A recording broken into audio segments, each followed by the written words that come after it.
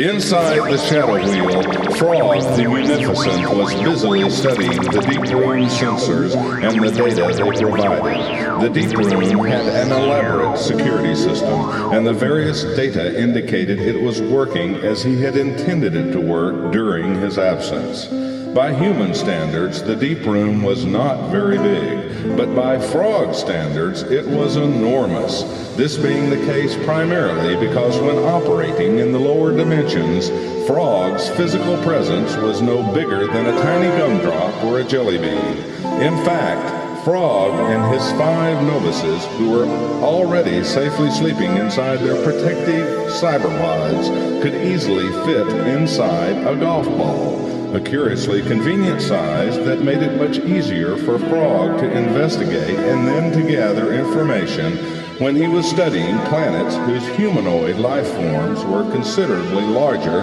than tiny gumdrops and jelly beans. Since it was well known that nearly every race of humanoids eventually devised several types of sporting games which involved causing balls to move from one place to another toward the eventual goal of falling into a hole of some sort, Phrog had become quite skilled in practicing the art of being the ball, a great and most convenient way to obtain remarkably candid information about virtually everything. Of course, the puzzling fact that the Arugulans, the arch competitors of Phrog and his homeworld, had found it sensible to design intergalactic spaceships which most closely resembled what some humanoids called hats. These hats in particular being most typically patterned after the types of head coverings which on Earth were worn by golfers, who clearly were among the most unusual types of humanoids on that planet, and who were, in particular, noted for their propensity for wearing strange-looking, cleated shoes that nearly always clashed on many levels with the vividly bright, solid striped, plaid, and occasionally polka-dotted apparel these golfers used to cover nearly all the other parts of their bodies, typically in combinations which were carefully selected to be as visually distracting as possible, caused Phrog, when he was on Earth, always to be careful to conceal himself in the higher dimensions when he was fully engaged in the art of being the ball in the lower dimensions. Additionally, since in the lower dimensions the Arugulans appeared to be small, leafy vegetables, Phrog needed to be careful when he was in places where salads were sold and served. In one particularly disturbing instance, Phrog, who at the time had disguised himself as a garbanzo bean and was hiding in a salad bar in an effort to eavesdrop on a group of Japanese businessmen, was actually placed on top of an Arugulan and covered with a tantalizing combination of vinegar, olive oil, soy sauce, and various herbs and spices. Phrog certainly enjoyed the herbs and spices, but as he observed quickly and a bit more candidly than he perhaps should have to the Arugulan, just before both of them evanesced into higher dimensions, since neither Phrog nor the Arugulan had any intentions of being chewed and digested by a humanoid. There must be an easier way to make a living. The Arugulan, who was momentarily startled not only by hearing what had been a rather mundanely silent garbanzo bean quite unexpectedly begin to talk, but also by noting that the accent of this particular garbanzo bean clearly was not what one might reasonably expect it to be, responded to Phrog's observation by remarking that you should try being coleslaw if you think being a tossed salad is not a lot of fun. The smartest thing for us to do now is to get out of here. And in pursuit of this goal, let us continue this conversation later. Phrog's deep room was a fascinating artifice which he had designed solely to make it possible under certain unique conditions to be able to isolate a single time thread, and then very carefully to be able to align the higher dimensional strings of the time thread in such a way that the lower dimensional resonances of the time thread became easier to recognize. In the primitive physics of 21st century Earth, one might have suggested that instead of compacting the higher dimensions toward the goal of making it easier to work with the lower dimensions in practical ways, the primary function of the deep room was to make it possible very precisely to uncompact the higher dimensions of a time thread, spiner by spiner and string by string. For Phrog and his kind, recognizing the higher dimensional spiners and strings of time threads was an innate ability, but recognizing lower dimensional resonances was truly a rare talent, which in the early days of time thread travel was simply beyond comprehension, hence was considered to be a divine gift bestowed only upon a select group of individuals who, consequently, were destined to become time thread pilots. Nevertheless, as technology advanced and more was learned about the physics involved in time thread travel, a brilliant but clumsy researcher accidentally discovered that what once had been thought to have been truly a rare talent and a great gift was actually the direct consequence of a strange coincidence and a bit of serendipity, of which the first aspect was being sufficiently young to happen to be sleeping inside a cyberpod, and of which the second aspect was the cyberpod happening to be in precisely the correct alignment when a random time thread with a particularly strong set of lower dimensional resonances brushed the surface of the cyberpod. In other words, it was really not so different from being struck by lightning and then having an epiphany.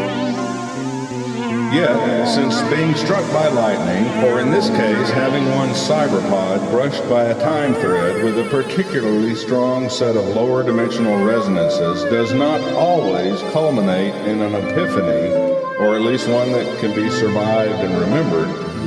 there was no rush to cover the surface of Phrog's planet with novices sleeping in cyberpods, even though having a time thread pilot in the family certainly was highly desired in Phrog's world. Notwithstanding this, a bit more research and considerably increased attention to where one sets coffee cups when doing time thread experiments led to the development of deep room technologies that made it not only more safer, but also much easier to provide novices with the perceptual cues needed for them to develop a keen awareness of the lower dimensional time thread resonances. And soon thereafter, Phrog had several deep rooms designed and built specifically for this purpose.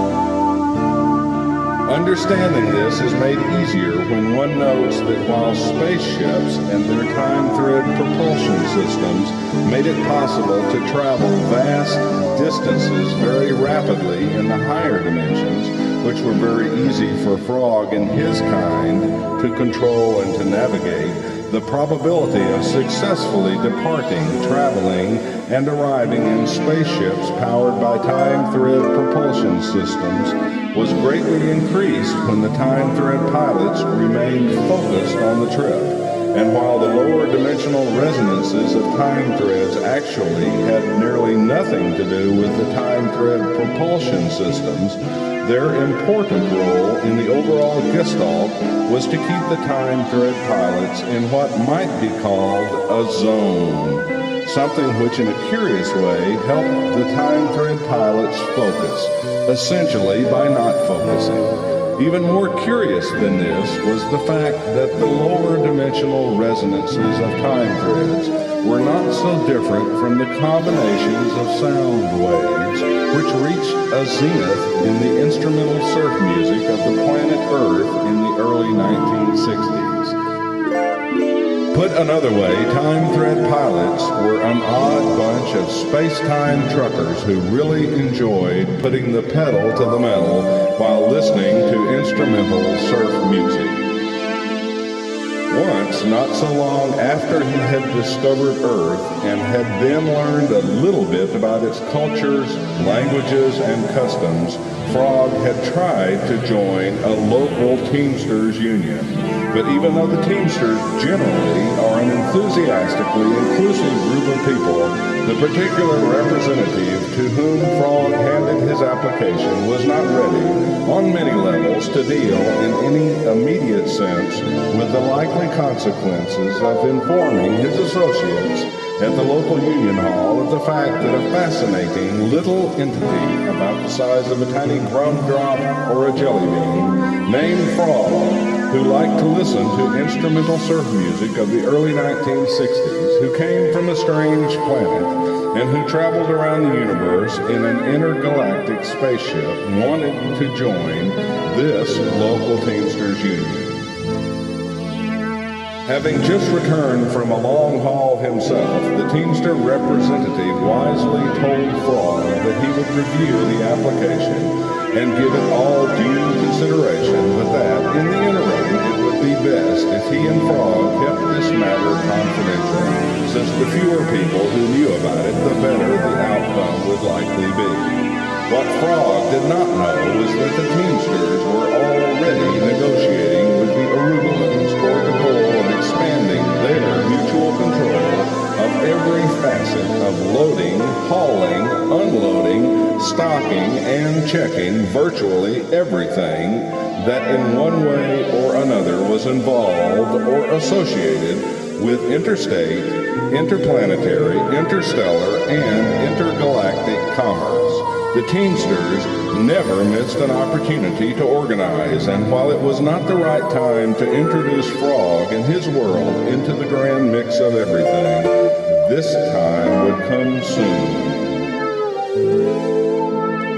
As the shadow wheels neared the deep room, Phrog activated the lower dimensional time thread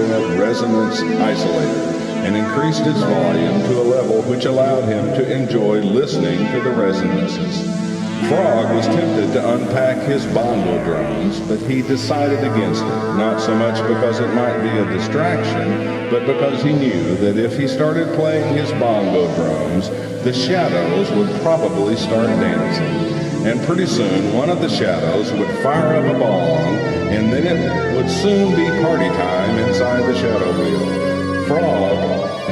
had entirely too much important work to do to waste time partying with a bunch of bombed out shadows. It was bad enough that the shadows, who were greatly captivated by petroleum and all its subtle variations, carried miniature, portable oil refineries with them everywhere they went. But things really became crazy when they started distilling vapors. Of course, since the shadows enjoyed the lower dimensional resonances just as much as Phrog did, their passions for and fascination with discovering and then patenting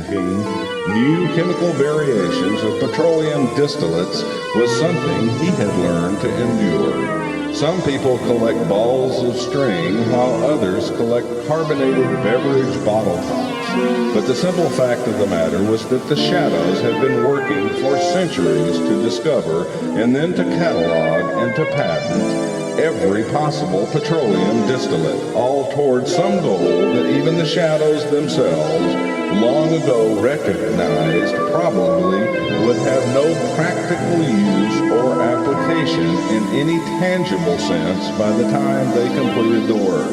other than to define for all time every part and component of the chemical holonym and gestalt named petroleum. Perhaps it was the pointlessness of the effort that so fascinated the shadows. As Phrog thought to himself, one never knows, does one?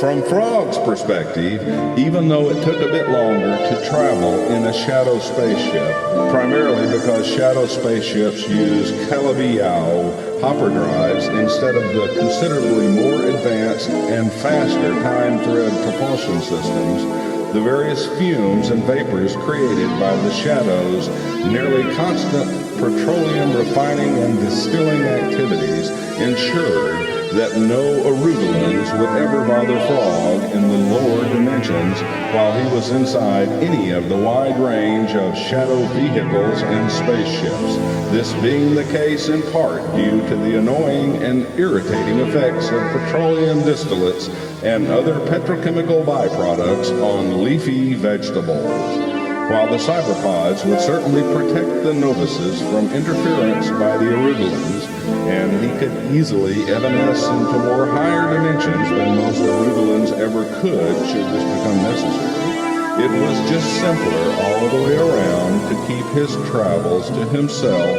and the shadows.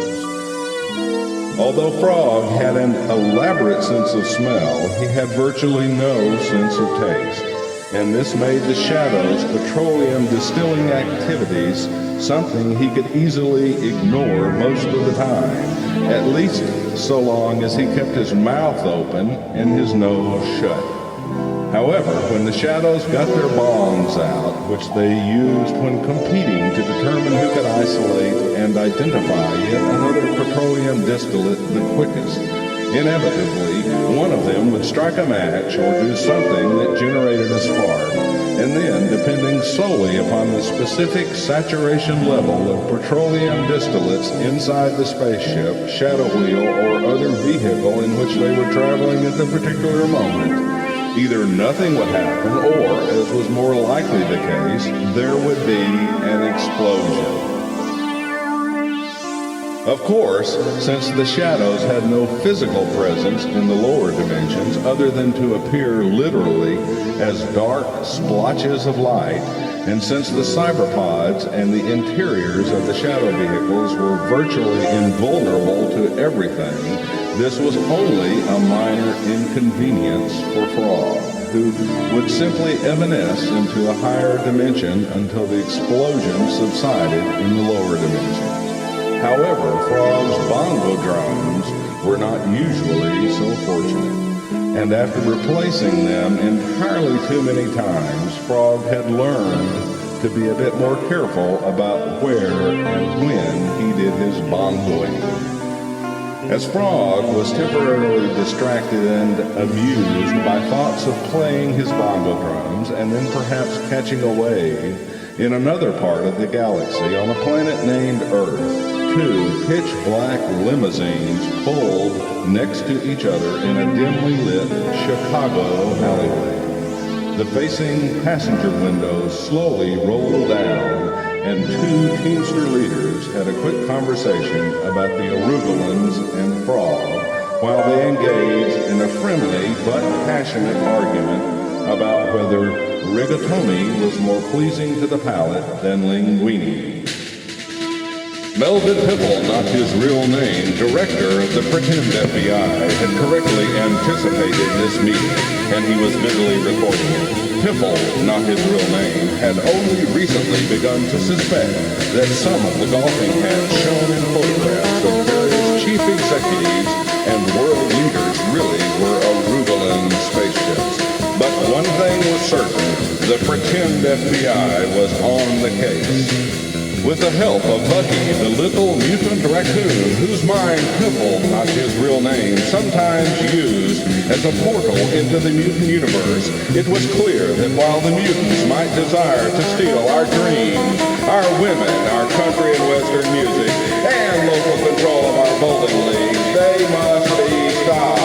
Whether the Arugulans, Phrog, and the Teamsters might be of any help toward this worthy goal was something that Melvin Pimple, not his real name, intended to discover as quickly and as clearly as possible.